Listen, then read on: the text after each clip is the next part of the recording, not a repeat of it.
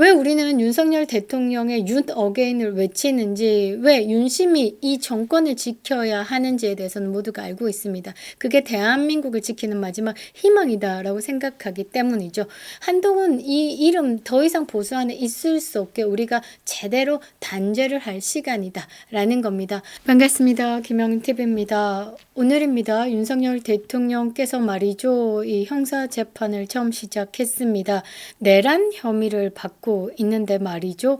이 부분에 대해서 93분간 발언을 하셨고요. 계엄은 자유민주주의를 지키기 위한 것이었다라고 직접 발언을 하셨습니다. 사법부패로 대한민국 근본이 흔들리고 있는 상황에서도 정의롭게 사법 정의를 지키고 계시는 지기현 재판장이 이끄시는 서울중앙지법 형사 2부에서 열렸는데요. 형사사건 경험이 많은 변호인을 선임해서 전략을 강화한 것으로 저는 보고 있습니다. 그러니까 방어권 보장을 위한 철저한 준비에 나섰다라고 해석이 될 수 있는데 말이죠. 파면된 지 열흘 만에 시작된 이 형사 재판인데요. 윤석열 대통령께서는 이 내란 우두머리 혐의를 받고 있는 것 자체가 뭔가 잘못된 코미디판이다라고 이야기를 하면서 검찰과 윤석열 대통령 측은 6시간 정도 날선 공방을 벌였다라고 합니다. 그러니까 윤석열 대통령에게 국헌문란 혐의를 들어서 내란죄다라고 덮어씌우고 있는 검찰을 향해서 검찰의 PPT 그걸 그대로 띄우면서 하나하나 반박했다라는 겁니다. 그러니까 어떤 논리로 내란이다라고 하는지 내란 피의자로 입건된 난데도 도저히 알 수가 없다라고 전면 부인을 했는데요. 총 93분간 직접 마이크를 잡고 혐의를 전면 부인했다라고 합니다. 그리고 26년 검사 생활을 하면서 많은 사람을 구속하고 기소했던 이 검찰의 이력을 말씀하면서 도대체 무슨 내용인지 모르겠다. 어떤 논리로 내란죄가 된다라는 건지 도저히 알 수가 없다. 이 공소장에 대해서도 여러 사람이 일을 하더라도 한 사람이 취합을 해가지고 수미일관하게 논리를 만들어야 하는데 이거는 뭐 짜집기식, 모자이크식으로 갖다 붙인 것밖에 되지 않는다. 도저히 알 수가 없다라고 이 주기현 판사께 이제 호소를 한 것으로 보이는데요. 중간에 점심시간 때는 이제 대구로 오셔서 식사를 하시고 조금 휴식을 취하시고 다시 2시에 법정을 이어가셨다라고 합니다. 윤석열 대통령의 이 내란죄에 대한 형사 재판이 말이죠. 이 주기현 판사께서 사법 정의를 지켜주셔서 공정한 판단을 하셨다. 그래서 윤석열 대통령께서 혐의가 없다라고 떨어지면 탄핵 선고, 그러니까 헌재 탄핵 심판은 다시 재심 청구가 가능합니다. 그래서 윤 어게인을 외치는 우리의 목소리에도 더 큰 힘이 실어질 것 같은데요. 자, 지금 대선은 말이죠. 우리가 그동안에 있었던 그런 대선이 아닙니다. 윤석열 대통령께서 지키고자 했던 자유진영의 이 수호자로서 이 사회진영의 체제 전복의 위기 속 이 상황 두 개가 지금 VS로 붙고 있는 겁니다. 폭스뉴스도 이재명이 집권한다라고 하면 베네수엘라로 직행한다. 그리고 부정선거가 만연해서 대한민국은 민주주의가 사라질 것이다 라고 경고한 그 싸움을 지금 하고 있는 겁니다. 대단히 위험하고 대단히 큰 싸움을 하고 있는 상황에 여기서 역시 배신자는 한 끝을 합니다. 한동훈이 나와서 이 국민의힘에 여기에 왜 나오는지 모르겠지만 국민의힘의 주자로서 또 뛰고 있습니다. 본인이 대선판에서 지지율이 오르지도 않고 국민들에게 감흥도 주지도 못하니까 이제 김건희 여사를 공격하기로 마음을 먹었나 봅니다. 정말 비열하고 치졸한 인간이다라고 저는 생각을 하는데요. 윤석열 대통령께서 파면 이후에 가장 먼저 대선에 시동을 건 건 이재명이 아니죠. 가장 먼저 시동을 건 건 이준석과 한동훈입니다. 다시 또 돌아와 보면 한동훈이 조기 대선판을 먼저 이렇게 시동을 걸었다라고 저는 해석을 하는데요. 시작부터 삐끗합니다. 자, 4월 11일에 울산을 찾은 한동훈 현장에서 말이도 꺼져라, 배신자 꺼져라 이런 외침들이 들렸고요. 뭐 경찰이 출동하고 난리가 났었다라고 합니다. 이준석과 다름이 없는 야유도 퍼졌는데요. 한때 한동훈을 환호했던 있었던 그런 분위기에서 냉소와 분노로 바뀌어 있는 것에 한동훈이 가장 깜놀하지 않았을까라고 생각을 합니다. 이런 반응이 한동훈은 말이죠. 왜 본인이 배신자로 불리는지에 대한 성찰이 있어야 함에도 그냥 내부 총질로 턴을 한 것으로 보입니다. 2024년 4월 13일 신동아 언론에 이런 글이 실립니다. 대통령실과 한동훈의 관계가 멀어진 이유로 김건희 여사를 지목했습니다. 익명 관계자의 발언을 인용하면서 이렇게 갑자기 언론에 김건희 여사를 겨냥한 보도를 지금 다루게 만들고 있는 건 이 한동훈의 좀 추잡스러운 짓거리다라고 저는 생각을 합니다. 이 김건희 여사를 악마화하고 윤석열 대통령과 거리두기를 하면서 본인을 피해자 프레임으로 교묘하게 포장하는 겁니다. 이 짓거리 이준석이 제일 잘한 짓이죠. 그리고 동시에 저는 또 생각이 나는 게 국민의힘의 당대표로 있을 때 당원 게시판 논란이 있었죠. 당계 게이트. 그때 내용이 어땠습니까? 한동훈 동명이인 8인 그것만 내가 아니올시다라고 했을 뿐 진은정, 그 다음에 한유진, 장인, 장모, 그리고 본인의 어머니, 아버지 이름까지 써가면서 이 김건희 여사를 비난하는 게시글을 이상할 정도로 집중적으로 올리기도 했었죠. 이런 부분에 대해서는 언급 없습니다. 그런데 여기서 좀 놀라운 글들은 차마 입에도 담기 힘든 말, 그러니까 이게 연장선상에서 저는 이 김경률, 좌경률의 말이 앙뚜아네트 발언의 연장선상에 이 당원 게시판에 논란이 있다라고 저는 생각을 합니다. 가족의 이름을 적어서 김건희 여사를 계속 반복적으로 공격하는 게시물을 올렸습니다. 이게 친야 커뮤니티의 일부 언론으로 확산되기도 했었죠. 이게 단계 게이트입니다. 단순한 온라인 언론이 아닌 한동훈 진영이 가족까지 동원해가지고 퍼스트 레이디를 악마화한 조직적 정치 공작의 시작이었다라고 저는 생각을 합니다.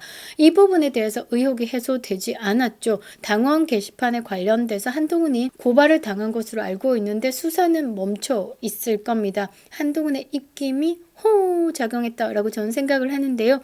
윤석열 정부의 뿌리를 흔들었습니다. 김건희 여사를 탄핵의 원흉으로 몰고 가면서 자신은 거리두기하고 피해자 코스프레로 차기 주자의 이미지를 쌓는 시나리오가 시작된 겁니다. 이 수법 낯설지 않죠. 앞서 말씀드린 것처럼 바로 이준석이 썼던 방식입니다. 지지율이 안 오르면요, 내부 총질로 존재감을 과시하죠. 정당성이 없으면 언론 플레이로 본인을 합리화합니다. 그리고 프레임이 안 잡히면 음모론을 이야기를 하죠. 이 방식이 딱 이준석과 똑같다라고 생각을 합니다. 당원 게시판 논란을 통해서 한동훈의 진영의 본질과 지금 이 이준석의 길을 따라가고 있는 한동훈 조목조목 좀 짚어볼 만한데요. 한덕수의 대권설에 대해서 이 음모론을 시작했습니다. 꼬라지 꼴값하고 자빠졌네라고 이야기하고 싶은데요. 언제까지 이게 가능할까? 한동훈이 말이죠. 정말 바닥까지 보여주고 있습니다. 참으로 실망하지 않을 수가 없는데요. 대한민국의 체제 전환 속에서 내부 총질을 넘어서 매국 행위를 하고 있다라고 저는 보고 있습니다. 이런 한동훈에 대해서 다뤄보도록 하겠습니다. 구독과 좋아요 버튼 꼭 눌러주시고요. 끝까지 시청 부탁드리겠습니다. 큰 힘이 되고 있습니다.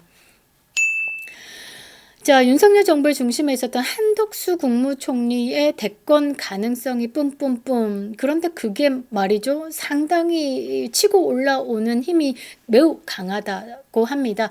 제가 볼 때는 지금 정치의 혐오, 그러니까 지금 정치인들로 이름이 거론되는 것들에게는 하나 희망을 보이지 않고 있다.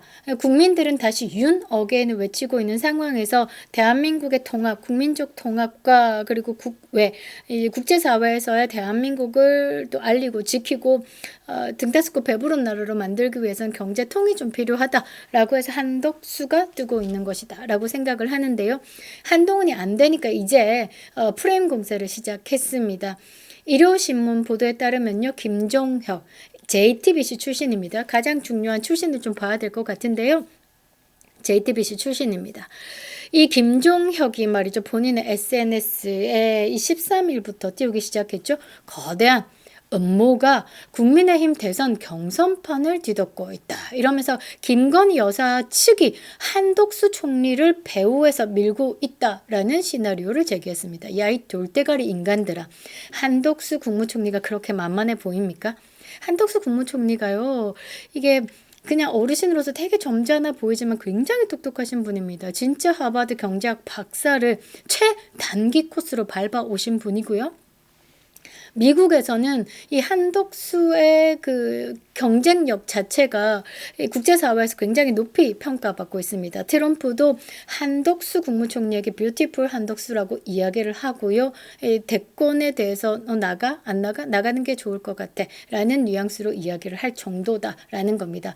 그런데 말이죠. 정말 김건희 여사를 이제 좀 그만 흔들었으면 좋겠습니다. 김건희 여사님은요. 오로지 윤석열 대통령밖에 모르십니다. 윤석열 대통령 뒤에서 그 사람만 믿고 따라온 사람인데 이런 식으로 악마화한다라는 건 나중에 다 죄받는다라고 지난번에도 제가 말씀을 드렸는데요. 다 죄받습니다. 또 이 한덕수 국무총리의 대건설에 또 김건희 여사를 잡아넣는다라는 건 정말 JTBC 출신답다라는 말을 하고 싶은데요. 한동훈에게 불편한 경쟁자를 제거하기 위한 프레임 작업이 시작된 겁니다. 지지율이 5%에서 왔다 갔다 하죠. 어떤 거는 9%가 나오기도 하던데요. 저 믿지 않습니다. 대한민국에 지금 믿지 못하는 게 뭐냐? 여론조사 선관입니다. 그리고 국회도 있고요. 그런 여론조사 믿지 않습니다. 진짜 민심은요. 우리들의 커뮤니티에서 나오는 거죠. 한동훈을 찬양한다. 한동훈이 대권에서 뛰어야 된다. 그거 말하는 사람 없습니다. 저는 이거 역선택이다라고 저는 생각을 하는데요. 불편한 경쟁자를 제거하기 위한 프레임. 이거 공산당이 잘하는 짓이죠. 저 푸틴은요. 푸틴에게 좀 마음 걸리는 사람들 있죠. 비행기까지 폭파시켜가면서 떨어뜨려서 죽입니다. 그런 느낌 좀 드는데요. 지지율 정체되니까 보수 내 다른 대안으로 주목받는 것을 막기 위해서 김건희 여사를 다시 배우사를 끌어들이고 윤심을 조작된 권력으로 몰아가려는 수법입니다. 한 측관들은 말이죠. 윤석열 대통령께서 이 구속으로 감옥에 계실 때도 이 지지율이 40% 50%를 찍으니까 보수의 과표집이다 라면서 애써 부정을 했었죠. 한동훈이 튀어나오면 20% 30% 쭉쭉 치고 들어갈 것이다 라고 자신만만했는데 말이죠. 콩떡입니다. 지금까지 이렇게 한동훈이 보여주는 수법들은요. 고작 배워오는 게 이준석이다라는 거죠. 이준석하고 똑같습니다. 내부 권력 투쟁을 외부 배후설로 둔갑시킵니다. 그리고 이준석이 본인은 뭐 깨끗한 개혁주자인 척, 뭐 뜨신 보수니 차가운 보수니 미지근한 보수니 지랄 발광을 하고 있죠. 이런 식으로 본인을 포장했습니다. 윤석열 대통령 내외는 정치적 조정자로 몰고 가고 있는 거죠. 똑같습니다. 이준석과 한동훈이 지금 하는 짓이 똑같다라는 거죠. 한덕수 총리의 대권 가능성을 민심의 흐름이 아닌 음모론으로 덮고 그 배후엔 김건희 여사를 또 끌어들이는 작태가 정치 공작의 다름이 아니다라는 겁니다. 이쯤 되면 한번 물어야 되죠. 한동훈 너 보수야? 아니면 자기 정치만을 위한 또 다른 이준석이야? 라고 묻고 싶습니다. 정말 생각도 하기 싫은 사람인데요. 이것들이 정치판에 정말 개판 똥판으로 만들고 있는 것이다 라고 생각을 합니다. 지금 한동훈에겐 윤심도 민심도 없죠. 결국은 그 나물의 그 밥으로 이준석과 유승민하고 손을 잡는 것이 딱일 것 같습니다. 국민의힘이 이제 사실상 윤심 중심의 4강 구도로 진입하고 있습니다. 김문수 전 장관, 나경원 의원, 홍준표 대구시장, 그리고 한동훈을 넣어야 되나 좀 고민인데요. 오세훈 시장의 최근 대선 불출마 선언 때문에 이 4강 안에 한동훈이 자꾸 거론되고 있는데 저는 말이죠. 윤상현 의원이 이 새로운 윤심에 지금 다가서기 때문에 이 4강 구도 안에 한동훈과 윤상현 의원이 좀 치열하게 다툴 것이다 라고 생각을 합니다. 지금 윤심을 말하고 있는 민심은 말이죠. 전략적으로 움직여야 되겠죠. 4강 컷오프에 한동훈을 넣지 않기 위해서 김문수 장관의 지금 구성되어 있는 지지, 나경원 의원의 강력한 지지층, 그리고 홍준표 대구시장도 당원의 지지층이 있습니다. 우리는 윤상현 의원으로 밀 필요가 있겠죠. 정돈이 되는 듯한 대선판에서 한동훈만 외로워지고 있고 한동훈만 까딱까딱하고 있다라는 겁니다. 울산 얼마 전에 다녀왔을 때도 민심이 싸늘했고요. 지지율이 5.5%로 고착화된 상황.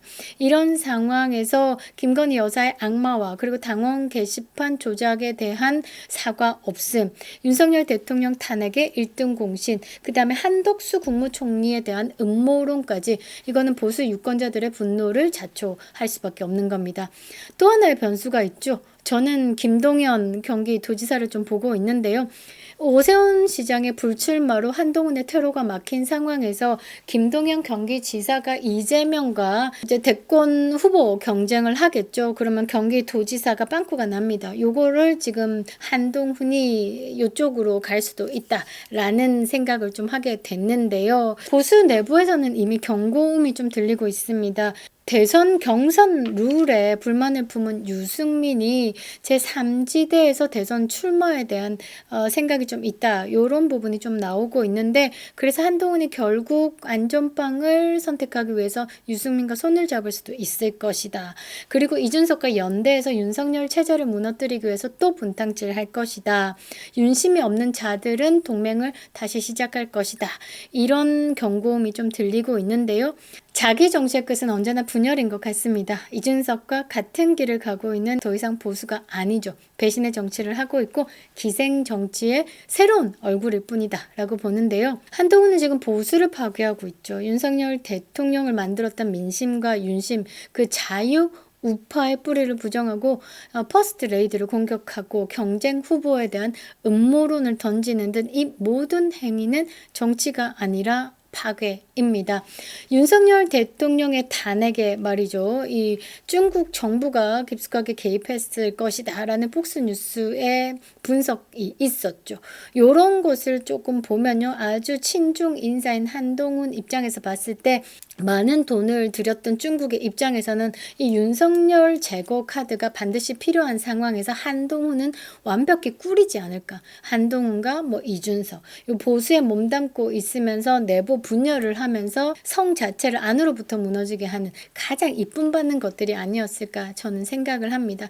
그래서 이 한동훈과 이준석은요, 정치를 하는 게 아니라 내부 파괴자다라는 거죠. 한동훈이 그런 말을 했죠. 서태지 끌고 나와서 새 시대를 열 것이다. 그런데 제가 볼 때는 이 한동훈이 열고자 하는 시대는 말이죠. 윤석열 없는, 그리고 김건희 없는, 이준석, 유승민이 돌아오는 정당으로 만들겠다라는 것으로 저는 보입니다. 좌파가 박수치는 길을 가고 있고요. 사기 탄핵으로 윤석열 대통령을 파면한 그런 세력들에게 웃음을 선사하는 일이겠죠.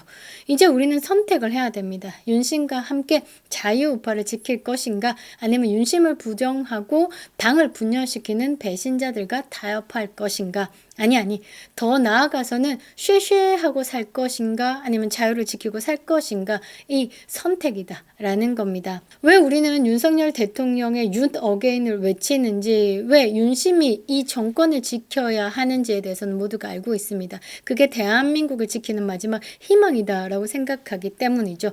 한동훈 이 이름 더 이상 보수 안에 있을 수 없게 우리가 제대로 단죄를 할 시간이다 라는 겁니다. 이번 대선으로 인해서요, 사실 법이 처리하지 못하는 이재명을 말이죠, 국민이 심판할 수 있는 절호의 기회일 수도 있습니다. 그리고 국민의힘에서 말이죠, 나가라 해도 못 나가겠다 하고 버티고 있는 한동훈이나 이준석이나 이런 것들 있죠. 국민의 힘으로 진짜 단죄를 할 시간이다 라는 겁니다. 윤석열 대통령이 다시 돌아올 수 없더라도 윤심을 담은 정치인이 대한민국 정치 지도자가 된다라고 하면 대한민국은 재건의 시간을 가질 수 있는 겁니다. 우리의 선택이 가장 중요할 시간인데요. 그만 좀 분열합시다. 뭉치면 살고 흩어지면 죽는다 라는 말 가슴 깊이 새기고 이번만큼은 뭉쳐야 되는 겁니다. 그립다 윤석열, 김영일 TV였습니다.